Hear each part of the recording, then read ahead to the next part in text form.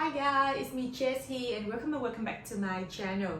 In today's video, I'm going to share with you how I make my pleated peplum sleeveless top for the upcoming summer.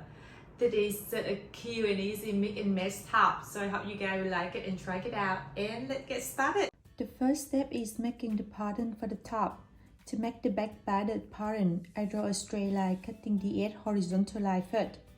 From the end of the straight line, I mark up 10.5 centimeters, which is the half width of the neck of the top that I want.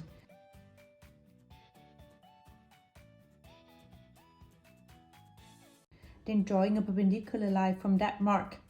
The width of this line will be 4 cm, which is the depth of the back neck that I want.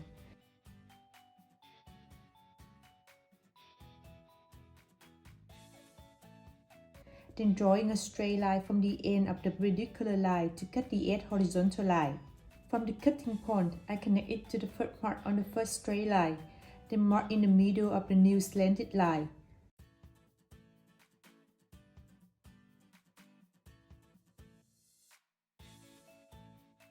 After that, I connect this middle mark to the end of the perpendicular line. Then I mark in the middle of the new slanted line.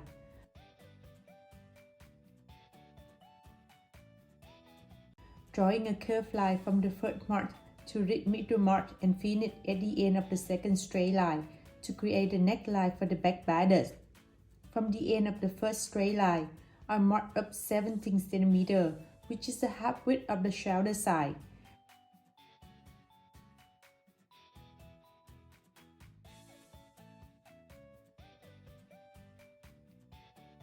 Then drawing a perpendicular line from that mark. The width of this line will be 2.9 cm, which is 1/10 my shoulder side minus a half centimeter. Then connecting the end of the perpendicular line to the top of the neckline to create a shoulder line for the back bodice. From the first straight line, I keep drawing another straight line 24 cm away from it. It's a quarter of my bust side plus 4 cm.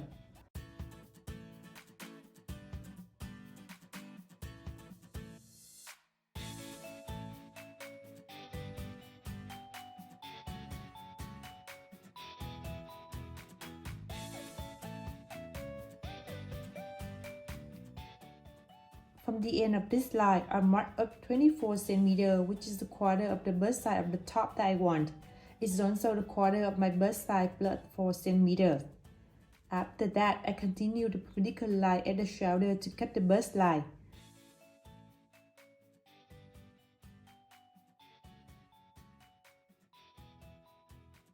From the cutting point, I mark to inside 1.5 cm. Then connect this mark to the end of the shoulder line.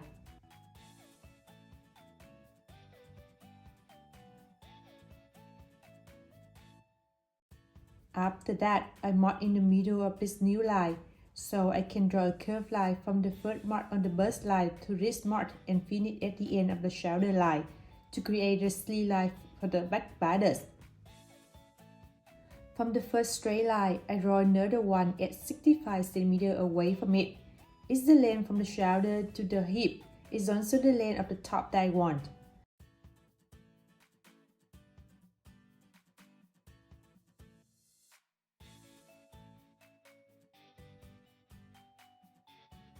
From the end of this new straight line, I mark up 24 cm, which is a quarter of my bust side plus 4 cm.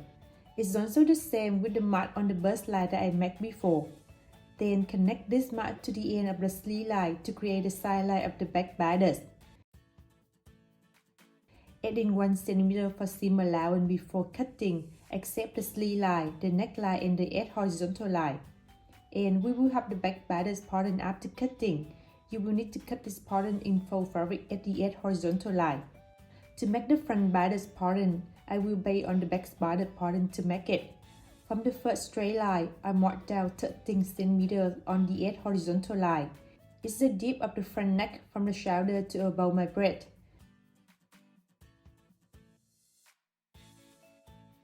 Then connect this mark to the top of the shoulder line to create a neckline for the front bodice. I make the front neckline a bit curved to make it nicer.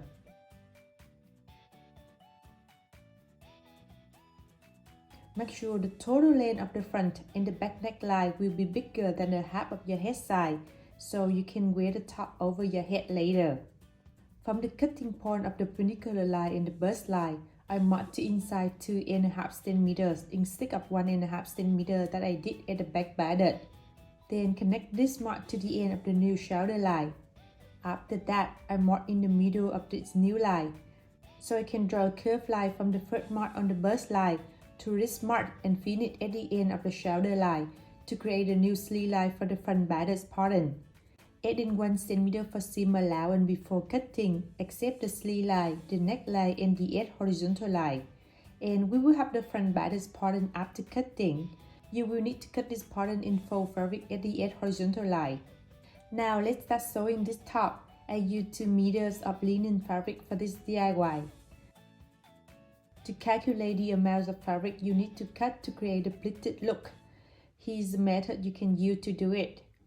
Based on this method, I cut a rectangle with 96 cm width and 67 cm length, which is the length of the front batter's pattern.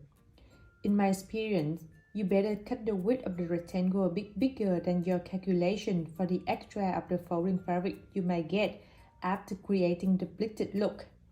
From the top width line, I draw another line at 33 cm away from it.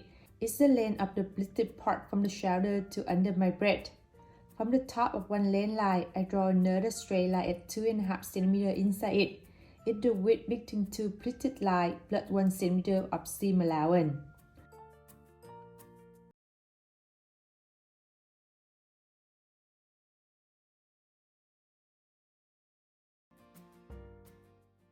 From this straight line, I keep drawing another one at 2 cm away from it.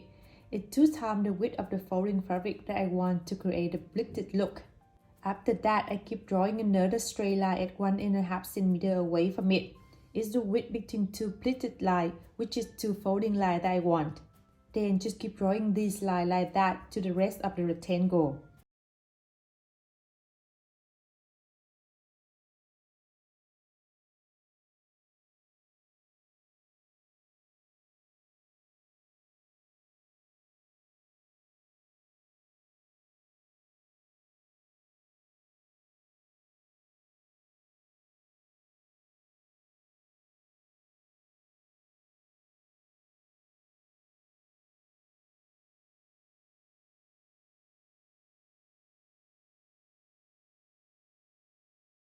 At the middle of 2 folding lines to help me fold it easier, but you can skip this step if you can match 2 folding lines together. Then sew at the folding line.